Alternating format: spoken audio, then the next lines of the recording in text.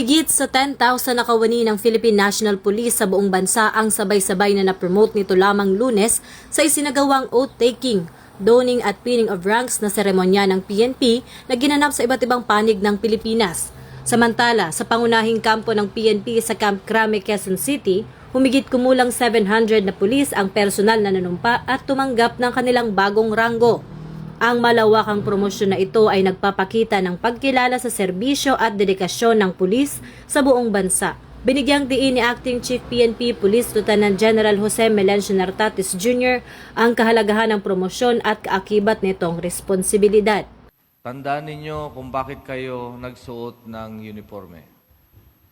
Nandito kayo para maglingkod.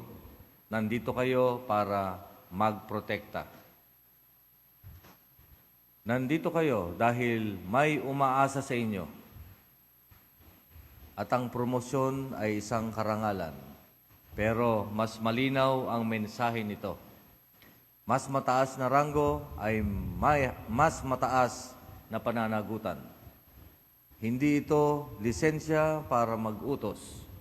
Ito ay obligasyon para manguna. Accountability comes before authority and responsibility comes before privilege.